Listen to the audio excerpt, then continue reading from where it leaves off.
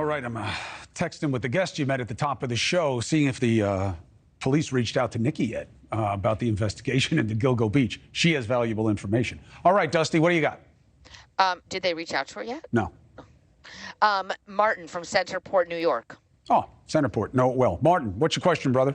Oh, hi, Chris. I was watching the IRS whistleblower hearings today and was really disappointed with the Congress people making speeches and not asking any pertinent questions. Why can't there be a rule that if a congressperson gets the time in a hearing, that they must keep the questions and comments within the scope of the hearing? There are.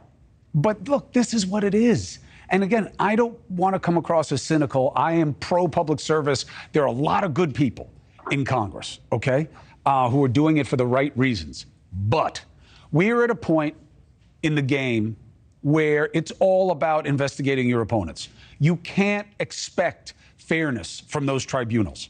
It has to be independent bodies if you want to have anything real that gets done. When are we going to learn the lesson? We've been living this same reality since Clinton.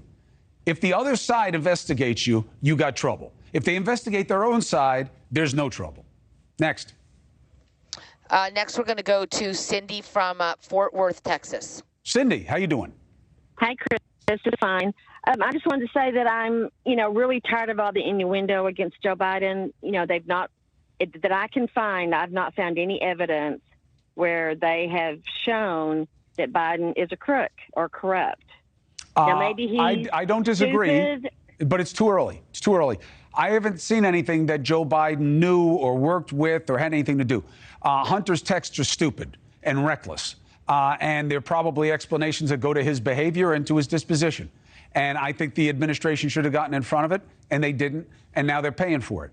However, the payments to the family members have to be explained. They stink. Okay? It doesn't make sense that many members of the family were getting payments from foreign concerns. They have to explain it. And if those efforts were blocked, and I don't believe that they were, just the guy saying it is not enough for me. I want to hear more proof that it was blocked than that, because it doesn't make sense. Why let him be investigated at all and charged if you were really blocking the investigation? But I'm open to it, and you should be as well. Next. Kathy from Minneapolis. Kathy, Minneapolis. How you doing? Hi. I'm doing well, thank you. Hey, here's my question. How can the Bidens justify not acknowledging that seventh grandchild when they, profess to be so family-oriented towards their other six? How can they do that? How do they convince themselves that's okay? First of all, why do you care? Well, seriously, why do you care about their family drama and Hunter's love child, or whatever you want to call the kid, with somebody that maybe they knew about, maybe they didn't, who knows what the relations were like? Why do you care about that? Worry about whether or not Joe, look, worry about whatever you want, but my concern is, why don't you care about what they're doing for you? Don't go down these hallways of examination. You're never going to find anybody to lead. Nobody's perfect. I care about all the kids out there who are not properly supported in our social structure, because that is a huge drain for a whole host of reasons. I agree.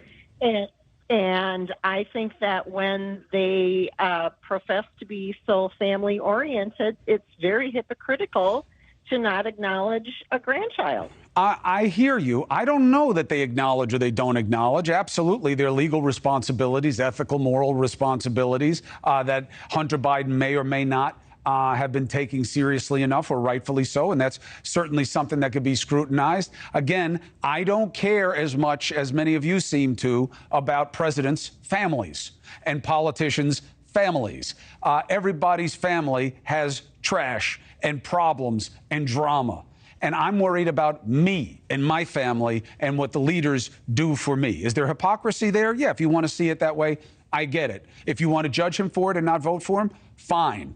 But the idea that this is the basis of analysis in the election is not selfish enough. Hey, thank you for watching. Please go to newsnationnow.com, newsnationnow.com, and you can find NewsNation on your television provider. And don't forget to click the red subscribe button down below. Then you will get more of NewsNation's fact-driven coverage.